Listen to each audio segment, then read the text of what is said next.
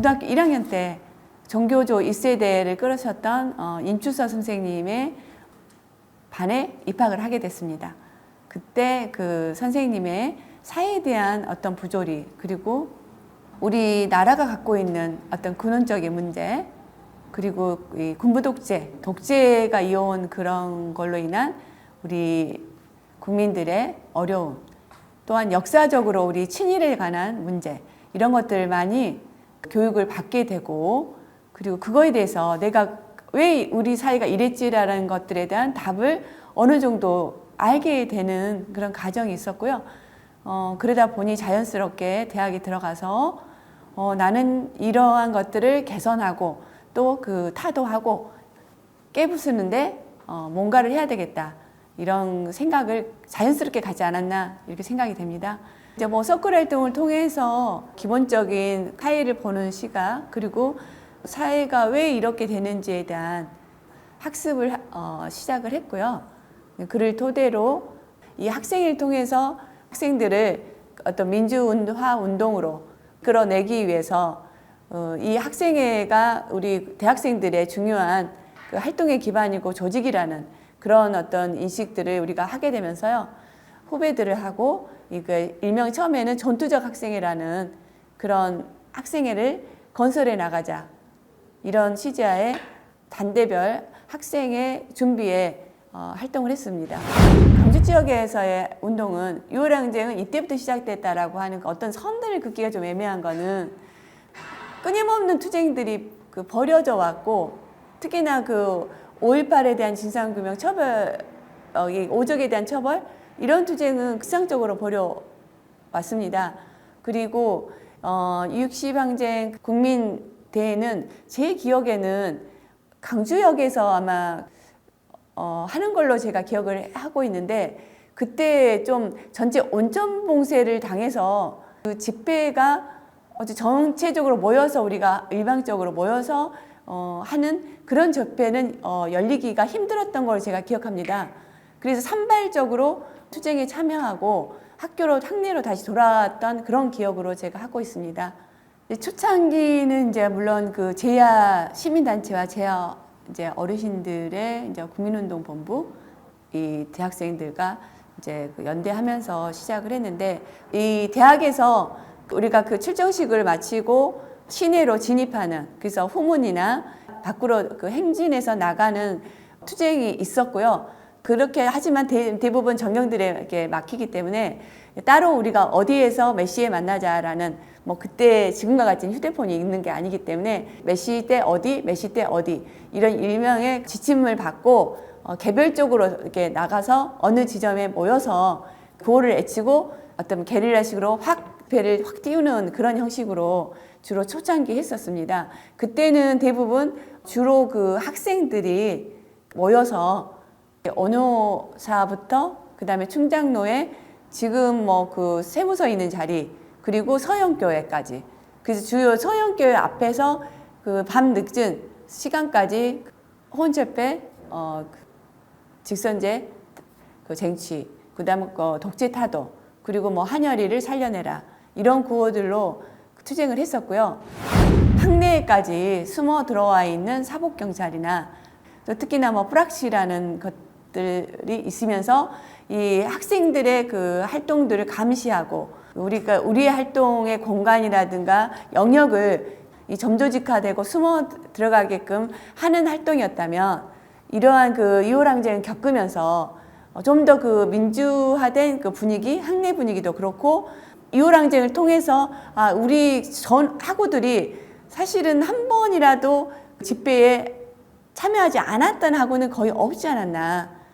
어떻게 보면 학생의 깃발 아래, 또 아니면 개인적으로든 많은 그 학우들이 이런 6.25항쟁에 참여를 했고, 그다음에 5.18 그 진상 규명이나 처벌하는 대한 투쟁에도 다 참여를 하는 그런 어떤 분위기다 보니, 그런 학생들을 함께 갖기 위해서는 이 각 간대 학생회, 그리고 총학생회, 여학생회, 이것들을 좀 더 튼튼하게 세우고, 그리고 바른 방향으로 만들어가는 운동에 저희는 그때 이후에는 중점을 두고 활동을 했다고 봅니다. 그러면서 돌아본 거는 학내의 민주화, 이제 정치적인 이슈만이 아니라 우리 학내의 부조리한 문제, 그것도 돌아보면서 학내 민주화에 대한 관심을 돌리면서 그 학우들도 쉽게 같이 내 피부에 다 와닿는 그런 문제, 그런 것들을 그 수용할 수 있는 그런 어떤 운동의 방향이 좀 확대된 그런 과정이 있었다고 생각을 합니다. 우리가 직선제를 쟁취했고, 그리고 어떤 시민사회까지 어떤 민주화에 대한 열기를 담아낼 수 있는, 또 학생운동도 보다 대중화되고 학우들과 함께할 수 있는 그런 어떤 근간을 마련해냈다는 여러 가지 긍정적인 그런 성과도 있지만, 가장 아쉬운 거는 이게 우리의 정권으로 세우는 그런 부분에서 이루지 못한 어떤 한계, 이런 것들이 그때도 있었고, 그 박근혜 때도 그것들이 과연 우리가 우리의 그 목소리를 담아내고 그것들을 실천하고 그 친일 적폐들을 그 청산할 때까지로 그 힘이 가지 못했던, 그게 지금에 와서 양극화를 초래하는 어떻게 보면 안타까운 현실로 지금 발전이 된 것 같습니다. 그래서 일명에서는 우리가 이렇게까지 했는데 바뀐 게 없다. 또한 누가 되든 똑같지 않느냐. 그렇게 되면서 정치에 대한 무관심이 늘어나고 어떻게 보면 패배감 일부에는 있다고 생각이 됩니다. 그러다 보니 지금 이 적폐 세력들은 이제 권력과 그 다음에 언론을 장악하게 들죠.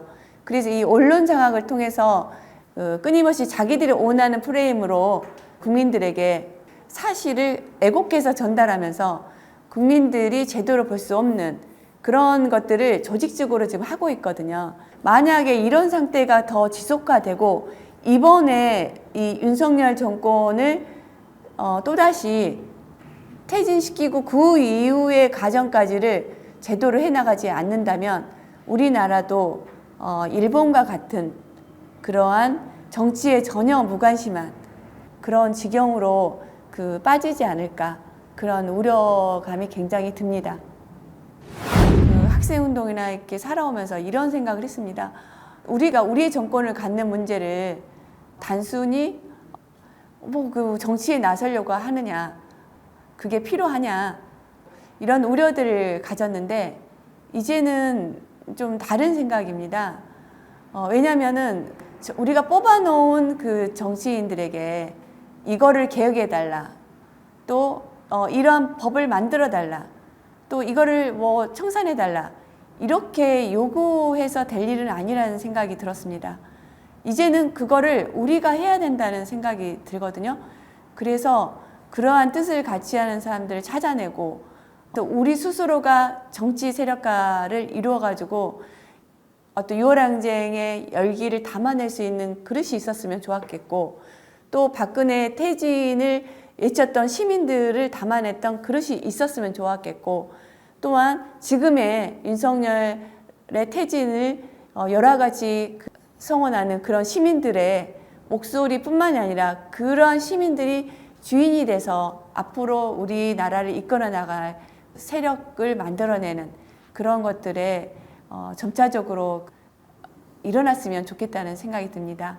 그래서 제가 할 수 있는 어떤 역할에서는 학생 운동 시절에 배웠던 그 열기, 그리고 6월 항쟁 등을 통해서 배웠던 사명, 그것들을 제가 할 수 있는 것까지는 열심히 해보겠습니다.